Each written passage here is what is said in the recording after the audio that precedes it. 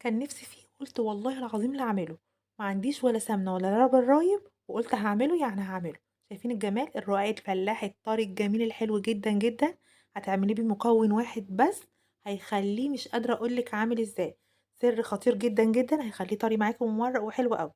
ده نُص كيلو دقيق بس، ما كانش عندي غيره، نُص كيلو دقيق تمام، خدت منه معلقتين عشان أفرد بيهم، فضّيت بقى النُص كيلو كده في الكروانة بتاعتي زي ما أنتِ شايفة، هافضّي النُص كيلو كلّه بس خدت منهم معلقتين بس زي ما شُفتِ كده معايا في الأول.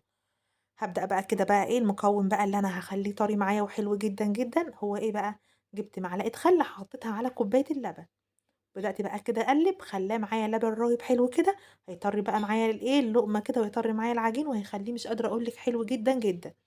تمام، ده كده بقى اللبن الرايب اللي أنا روّبته، كده هاحطه بقى معايا كده على جنب، وهابدأ بقى أحط إيه، دي نُص معلقة ملح صغيرة بس، حطيتها كده بقى على النُص كيلو دقيق وقلّبت كويس جدًا، وهابدأ بقى أعجن كويس أوي، أوي، طبعًا زي ما قُلت لكم ما عنديش سمنة، برضه مش هنسكت وهنعمله برضه من غير السمنة، حطيت بقى كده الإيه، اللبن وبدأت بقى كده أقلّب وأعجن بقى إيه بالمعلقة، أقلّب بس بالمعلقة وبعد كده بقى هاعجن بإيديّا. هيحتاج معايا بقى دي كانت كوباية لبن، احتاج معايا إيه، نُص كوباية كمان، عجنت كويس لحد ما طلعت معايا العجينة حلوة كده ولينة وجميلة أوي كده زي ما أنتِ شايفة،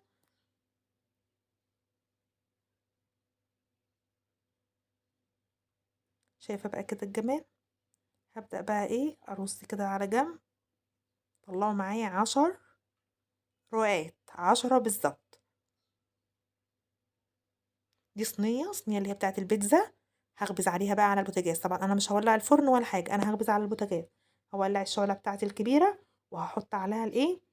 الصينية زي ما هتشوفيها دلوقتي، هابدأ بقى أفرد كده الأول طبعًا العجينة حلوة معايا وناعمة وحلوة بتتفرّد بسرعة أوي، أوي، ما بتاخدش وقت خالص، ماشية معايا ما شاء الله حلو جدًا، جدًا إيه بالنشابة بتاعتي،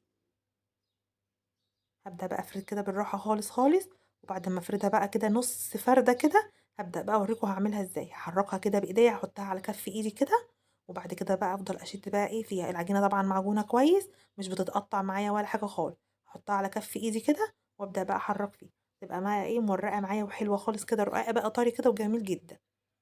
هاحط بقى على الصينية اللي أنا عملت عليها دي صينية بيتزا، حطيتها كده على الإيه، على البوتاجاز، وهابدأ بقى أحط طبعًا أنا مش هاعلّي النار أوي، بس أنا حطيتها على الشعلة الكبيرة عشان النار تبقى متوزعة تحت الصينية كلها، بس أول بقى كده ما أحس إن هي إيه، استوت، هاروح قلبها على الجنب التاني زي ما أنتِ شايفة كده، تاخد بقى إيه، لون من فوق ومن تحت كده، شايفة الجمال؟ شايفة الطراوة؟ حاجة كده روعة، روعة، روعة، جربوها هيعجبكم جدًا، جدًا، وطري وكان حلو جدًا، جدًا، وريحته كانت قلبة الدنيا. لو أول مرة بقى بتتفرجوا عليَّ يا ريت ما تنسوش تعملوا لايك وتشتركوا في القناة عشان يوصل لكم كل جديد إن شاء الله. القناة إن شاء الله هتكبر بفضل ربنا وبيكم إن شاء الله، إن شاء الله. شايفين الجمال والحلاوة؟